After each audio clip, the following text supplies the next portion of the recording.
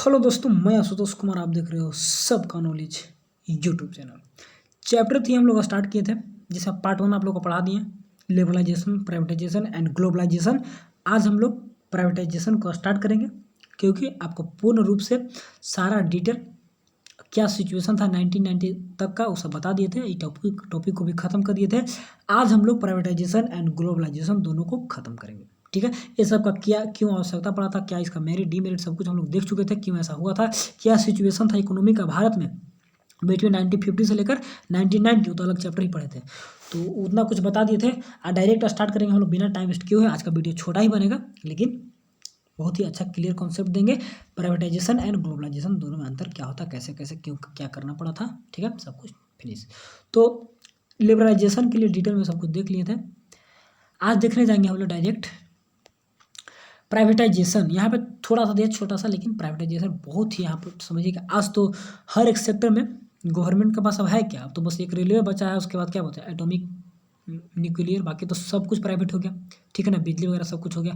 एक एनसीईआरटी में एक दिया है, पढ़िएगा, कुछ क्या तो उसका नाम था, हैंडलूम वगैरह का, उसका नाम बोल रहा है। तो वहाँ पर बिजली को प्राइवेटाइजेशन करने के चक्कर में बिजली महंगे हो गए थे, तो उसके कारण क्या हुआ था ना कि कुछ लोग वहाँ पर हत्या कर लेते, कम से कम 25-30 लोग। यहाँ पे दिया है, उसका भूल रहे हैं थोड़ा सा, पढ़िएगा, एनसीईआरटी मिल जाएगा, तो अलग से था। तो प्राइवेटाइजेशन से कुछ कुछ लॉस भी होते हैं और कुछ कुछ फायदे हैं। लेकिन उस समय, जिस समय मेरा कंडीशन जो कंट्री का था, तो उस समय अगर प्राइवेटाइजेशन नहीं किया जाता ना, तो समझिए कि इतना मतलब दशा खराब होता। जैसे कि कैसा श्रीलंका सिलेंडर करने पर तुला हुआ है, वहाँ पर कितना महंगाई है, उसी प्रकार हम लोग आज सिलेंडर करने पर तुले हुए रहते हैं। और उस समय जैसे कि पाकिस्तान कुछ दिन में देखिए सिलेंडर करने वाला, मतलब उसके जो इकोनॉमी का कंडीशन, आज हम लोग इकोनॉमी क्या वर्ल्ड के 5वें स्थान पे पहुंच चुके हैं ना, ब्रिटेन को पीछे छोड़ते हुए आज के 5वें नंबर का वर्ल्ड का इकोनॉमी हम लोग बन चुके हैं। तो ऐसा सिचुएशन नहीं होता अगर ये सब काम उस समय नहीं करता था 1991 में, तो मनमोहन सिंह का बहुत बड़ा कंट्रीब्यूशन रहा था उस समय, ठीक है। तो प्राइवेटाइजेशन का मतलब क्या होता है, आइए देखते हैं, एक एक लाइन को समझते हैं, एक एक बात को। उसके बाद ये सब चैप्टर में आप एक्स्ट्रा भी कुछ पढ़ सकते हैं, ऐसा नहीं कि जो यहाँ से बता दिए, आप अलग से बुक वगैरह से या फिर अलग से टीचर से क्या तो बता दिए काफ़ी है। जहाँ से पढ़ना हो और भी नॉलेज ये सब में ले सकते हैं, आगे आपको कम्पिटेटिव एग्जाम में बहुत काम देगा ये सब चीज़, ठीक है। और एक एनसीईआरटी बुक में देखिएगा बॉक्स टाइप में बना कर दिया है, नवरत्ना, मिनी रत्ना, इस सब के बारे में। वो सब कंपनी थे, बड़ी बड़ी कंपनियां नवरत्ना में बांट दिया था, मिनी रत्ना ऐसे करके, तो उसको पढ़ लीजिएगा, वो सब कभी कभी पूछता है। लेकिन ज़्यादा मेन में जो इंपॉर्टेंट है यहाँ पे है, और चैप्टर फिनिश होगा तो उसके बाद एमसीक्यू वगैरह देंगे, तो ज़्यादा टेंशन लेना है नहीं, ठीक है। और भी कोई दिक्कत होगा, डाउट होगा तो कमेंट वगैरह करिएगा, बताएंगे। चलिए, तो पहले कॉन्सेप्ट समझते हैं कि प्राइवेटाइजेशन क्या होता है। It imply the shedding of ownership और management of on government on enterprises, यानी कि गवर्नमेंट के पास जो खुद का जो क्या बोलते हैं कंपनी था, या government company are converted into private company, इसे ऊपर का लाइन समझे तो शेडिंग ऑफ ऑनरशिप और management of government on enterprises को शेडिंग क्या, यानी कि हटाना, उसको निकाल दिया कि नहीं, हम लोग अपना जो मेरा खुद का जो कंट्रोल है इसको बाहर कर देंगे। और सॉरी यहाँ पर गलत है, शेडिंग मैंने उसको एक तरह से बचाना होता है, जो भी कहिए, यहाँ पर रुकिए बताते हैं इसको अच्छा से। शेडिंग ऑफ ऑनरशिप को बचाना, और management of government on enterprises, और गवर्नमेंट के पास जो खुद का जो इंटरप्राइज कंपनी है उसको मैनेजमेंट करना, ठीक है ना। तो बचाना, मैनेजमेंट करना कैसे, उसको जब प्राइवेट सेक्टर में देंगे तभी बच पाएगा, तभी मैनेजमेंट हो पाएगा, क्योंकि अभी का कंडीशन बहुत ही ख़राब हो चुका है, ठीक। तो government company are converted into private company, उसको प्राइवेट कंपनी में अब केवल शेयर भी बांट देगा ना, तो उसको भी प्राइवेटाइजेशन बोलते हैं। ऐसा नहीं कि पूर्ण रूप से दे ही दिया, कुछ कुछ पार्ट जो हम लोग देखेंगे। पीएसयू तो बचा रही थी सरकार अपने जो भी कंपनी थी उसके, और प्राइवेट कर दी धीरे धीरे।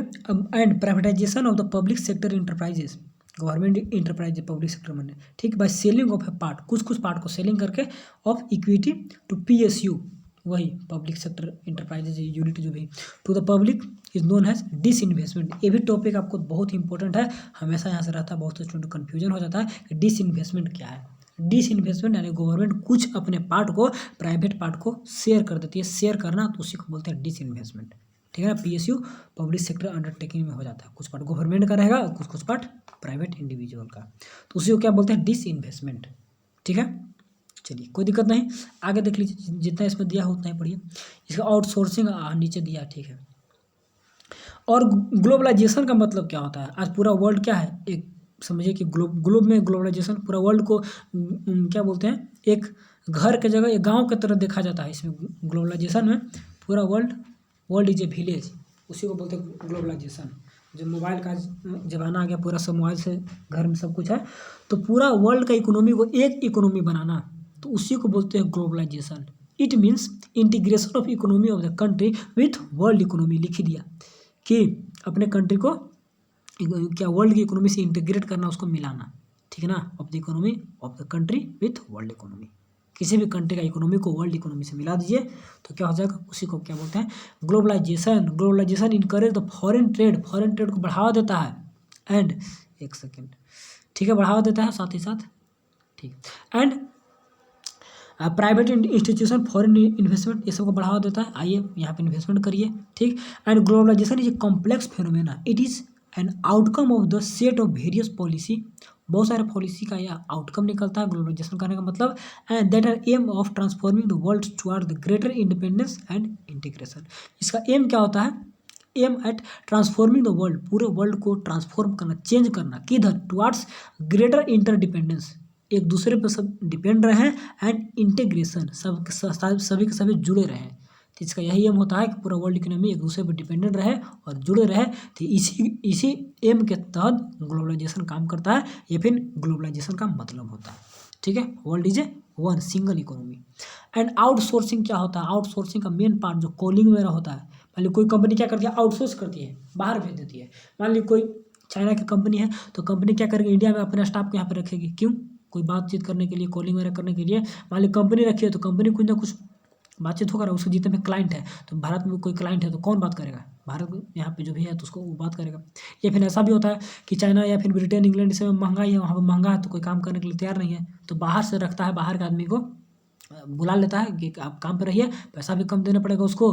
अब इंग्लैंड का कोई है, तो इंग्लैंड के या अभी क्या बोलते हैं, अमेरिका वगैरह कोई व्यक्ति है, तो उसको डॉलर में पैसा देना होगा, इंडियन व्यक्ति को रुपीज़ में देना होगा, तो आसान है, सस्ता है, ये भी होता है, ठीक। और किसी कंट्री का रुपीज़ अगर गिर रहा है वैल्यू, डॉलर बढ़ रहा है, रुपीज़ का वैल्यू मान ली 90 रुपया के एक मिल रहा है, मान ली 90 में $1 हो जाएगा, अभी 83 है ना, ठीक है, $1 आपका 90 में, तो 90 रुपया $1 के लिए हमको देना होगा, तो महंगा होगा। इस समय हम लोग क्या करते हैं, इम्पोर्ट और एक्सपोर्ट करेंगे। कब, इसमें एक्सपोर्ट में फ़ायदा होता है, इम्पोर्ट में लॉस होता है। एक्सपोर्ट करेंगे तो क्या करेंगे ना, हम लोग बाहर भेजेंगे तो डॉलर के क्या 90 रुपये के बराबर आ जाएगा।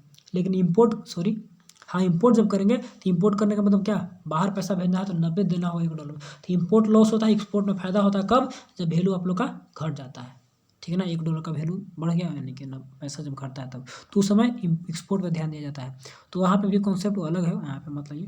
तो आउटसोर्सिंग का मतलब समझ गए, बाहर की कोई कंपनी वगैरह फिर कोई इंडिविजुअल को काम देना या फिर सपोर्ट में लाना, तो उसको बोलते हैं आउटसोर्सिंग।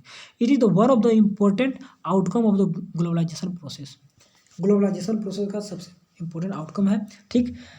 इन आउटसोर्सिंग में क्या होता है, company hire regular services from external sources, बाहर से कोई सोर्स को हायर करती है, जो बताए थे, ठीक। Mostly from the other country, दूसरे कंट्री से सर्विस को हायर करती है, ठीक। And which was previously provided internally और from within the country, like legal advice, ये सब के लिए उसको हायर करती है। Which was previously provided internally, जो कि पहले से उसको आंतरिक रूप से कुछ दिया जाता है, और from within the country के अंदर आपको काम करना है, जैसे कि लीगल एडवाइस, सलाह वगैरह देना है, ठीक है ना, कंप्यूटर सर्विस करना है, एडवर्टाइजमेंट करना है, सिक्योरिटी करना है, is provided by respective department of the company, और कंपनी के जो डिपार्टमेंट के जो हेड है उनके द्वारा आपको कुछ काम दिया जाएगा, ये सब काम आपको करना है दूर रह कर ही, ठीक है ना, कंप्यूटर सर्विस का काम करना कुछ कंप्यूटर पे, ठीक है ना, एडवर्टाइजमेंट प्रचार वगैरह करना है, ठीक। तो हायर करती है दूसरे कंट्री से दूसरे लोगों को काम करवाने के लिए कंपनी, तो इससे कंपनी को फ़ायदा होता है। तो ग्लोबलाइजेशन का एक बहुत बड़ा क्या बोलते हैं, ये भी एक एस्पेक्ट है, ठीक है। तो दूसरे कंट्री से ले लेती है, ताकि वहाँ के कंट्री के बारे में बातचीत करना, कुछ वो वहाँ पे तो वहाँ के लोग चाहिए ना, तो उसके लिए ले लेती है, उसको फ़ायदा भी होता है और पैसा वगैरह भी कम देना पड़ता है। कॉलिंग सेक्टर भी इससे ज़्यादा होता है, कॉलिंग करना, बात करना है तो क्लाइंट से, ये सब आउटसोर्सिंग है।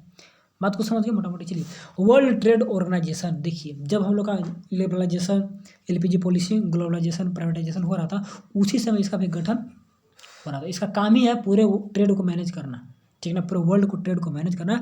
तो WTO वाज फाउंडेड इन 1995, 91 में हम लोग रिफॉर्म लाए थे, as the successor organisation to general agreement on trade and tariff, यानी कि GATT।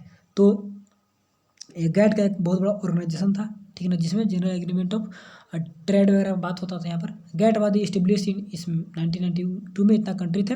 1948 में has the global trade organisation and to administrator of all the multinational multilateral trade and agreement providing by equal opportunity to all the country in the international market for the trading purpose. WTO was expected to establish a rule-based trading regime in which the various nations cannot place attributed restriction on trade.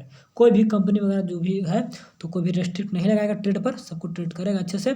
तो WTO का काम होता है पूरे internationally देखता है पूरे market में कि सभी को अपॉर्चुनिटी बराबर मिले, जितने भी कंट्री है तो सभी को बराबर अपॉर्चुनिटी मिले इंटरनेशनल मार्केट में, सभी काम कर पाए, ठीक है ना, कोई कंपनी रेस्ट्रिक्शन नहीं लगा पाए। तो दोनों का स्थापना हुआ था। तो WTO फिर इसका स्थापना उसी समय किया था गैट का, और गैट सब कुछ देखभाल करता है, ठीक है।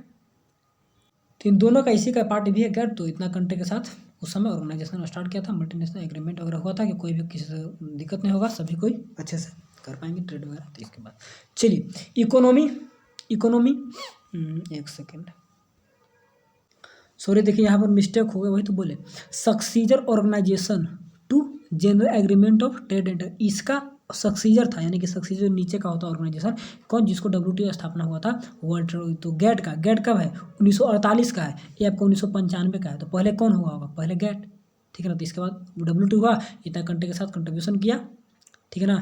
और पहले इतना का था 33 1948 में हुआ था, उसी का सक्सीजर WTO हुआ, और फिर मैनेजमेंट स्टार्ट करना WTO स्टार्ट किया, अपॉर्चुनिटी देना, फिर WTO एक्सपेक्टेड रूल बेस्ड ये सब करती थी। देख कोई दिक्कत नहीं, चलिए थोड़ा सा था तो उसको मैंने इकोनॉमी ग्रोथ ड्यूरिंग रिफॉर्म के समय कितना ग्रोथ था, बहुत कम का बढ़ गया होगा, मान लीजिए 0.4 बताया था, तो पहले का था ना, बढ़ा होगा। देखिए कैसे बढ़ा होगा। Growth of the economy is the measure by the gross domestic product, GDP के बारे में डिटेल में पढ़ेंगे हम लोग क्लास 12 में, ठीक। अभी जान लीजिए जो भी प्रोडक्शन होता है गुड्स एंड सर्विसेज का, तो सारे प्रोडक्शन का जो वैल्यू होता है उस वैल्यू को बोलते हैं गुड्स एंड सर्विसेज, सॉरी जो कंट्री के अंदर में होता है तो उसका जो वैल्यू है वैल्यू को बोलते हैं GDP। तो growth of the GDP increases from 5.6% during the 1980 to 8.2 in the कितना 2007 से लेकर 2012 के बीच में 8.2 नहीं 10% तक पहुंच चुका था। ये पुराना डाटा NCERT का है, ठीक है ना। 8 से लेकर 10 के बीच में देखा गया है तो 10% तक पहुंच चुका था, ठीक है। तो ग्रोथ हुआ ना किसी भी कारण में 5.6 और फिर 8.2, आज देखिएगा तो बहुत आगे हो गया क्योंकि आज तो 5वां इकोनॉमी बन चुका है वर्ल्ड का, ठीक। Main highlights of economy reform during reform are given below, क्या क्या जो मेन हुआ था इकोनॉमिक ग्रोथ, तो रिफॉर्म के समय उसको यहाँ पे हाईलाइट किया गया, देख लीजिए क्या क्या ग्रोथ हुआ था डिटेल में।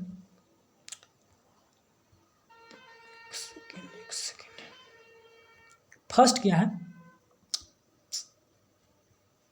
ठीक है, फर्स्ट क्या ड्यूरिंग द रिफॉर्म पीरियड, उसमें क्या हुआ था growth of agriculture was decline, यही तो मार खा गया। जो हम लोग का मेन था एग्रीकल्चर सेक्टर, इसी का ग्रोथ डिक्लाइन हुआ, इसी के कारण ये जो रिफॉर्म था LPG पॉलिसी रिफॉर्म फ्लॉप कर गया था, मतलब कि उतना सक्सेस नहीं कर पाया था। With the industrial sector was reported fluctuation, अब इंडस्ट्रियल सेक्टर में भी फ्लैक्चुएशन देखने को मिला, कोई एक रेट से ग्रो नहीं कर रहा था, फ्लैक्चुएट कर रहा था, ठीक है। तो growth of the service sector gone up, हाँ सर्विस सेक्टर में ग्रोथ पूरा भयानक हुआ, मानिए समझिए अगर ग्राफ से दिखाना चाहिएगा तो क्या बोलते हैं इसका तो पहले डाउनवर्ड था कि एग्रीकल्चर सेक्टर, हाँ इंडस्ट्रियल में थोड़ा सा फ्लैक्चुएट करके ऐसे जा रहा था, लेकिन सर्विस सेक्टर ऐसे जा रहा था भयानक। तो कोई एक सेक्टर में ज़्यादा ग्रोथ होगा, दो में नहीं होगा तो दिक्कत है, एक में कम एक में, तो ग्रोथ सारे सेक्टर में अच्छे से होता है तब डेवलपमेंट बेस्ट माना जाता है। यहाँ पे ऐसा हो रहा था, this indicate that the growth is mainly given by growth in service sector, एक दिखा रहा था कि यहाँ पर सिर्फ और सिर्फ सर्विस सेक्टर में ग्रोथ देखने को मिल रहा है, बाकी दोनों सेक्टर में उतना नहीं है। इंडस्ट्रियल में भी सीमित एरिया में हो रहा था तो उतना हुआ नहीं अच्छे से, और इसमें तो कर ही नहीं रहा था, छोड़ दिया था। तो इसी के कारण आगे देखिएगा नीचे देखने को मिलेगा कि जो रिफॉर्म लॉस हो गया था, मतलब कि काम नहीं कर पाते LPG, तो इसका मेन रीजन ये भी था। सेकंड में क्या बोल रहा है, the opening of economy has led to the foreign direct investment and foreign exchange reserve, यानी जो खोल दिया पूरा इकोनॉमी को, तो ये सभी देखने को मिला। तो हम लोग क्या देख रहे हैं, हम लोग दोनों यहाँ पर क्या क्या मेन में जो ग्रोथ का जो रिफॉर्म हुआ था, सॉरी इकोनॉमिक ग्रोथ जो हुआ था रिफॉर्म के समय, तो उसी को हाईलाइट कर क्या क्या हुआ था उसके बारे में दिखा रहा है। तो यहाँ पे ग्रोथ सर्विस सेक्टर में हुआ, आगे में क्या क्या ओपनिंग खोल दिया इसको, जिससे कि इन्वेस्टमेंट कंपनी यहाँ पे करने लगी, फॉरेन एक्सचेंज रिजर्व, कुछ सरकार केवल कंपनी नहीं लाती है, पैसा भी इन्वेस्ट करती है, तो दोनों काम यहाँ पर होने लगा था। और आगे क्या था, foreign investment which includes foreign direct investment FDI जिसको बोलते हैं, फॉरेन इंस्टीट्यूशनल इन्वेस्टमेंट FII, ठीक है। ये सब का फुल फॉर्म कभी कभी पूछता है ऑब्जेक्टिव में, तो याद रखिएगा। एंड हैज इंक्रीज फ्रॉम इतना डॉलर इन 1990 टू कितना है 4000 बिलियन डॉलर 2010-20 में। देखिए यहाँ पर मिलियन है, 100 मिलियन US डॉलर की ओर इंक्रीज हुआ था, ठीक। अब यहाँ पर 1990 से लेके जो भी है 91 का होगा ना, यहाँ पर देख लेते हैं कितना है 91, ठीक है।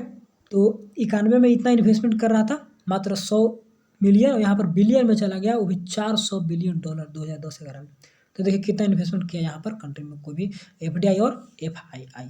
इसके बाद और क्या था, there has been increase in the foreign exchange reserve, जो पैसा हम लोग यहाँ पे जमा करके रखते हैं, from US to 6 billion in 1991 to इतना कितना 6 बिलियन से 300 बिलियन डॉलर हो गया था 2010-11 में। इतना डॉलर रिजर्व हम लोग कर चुके थे। And India was the 7th largest foreign exchange holder in the world.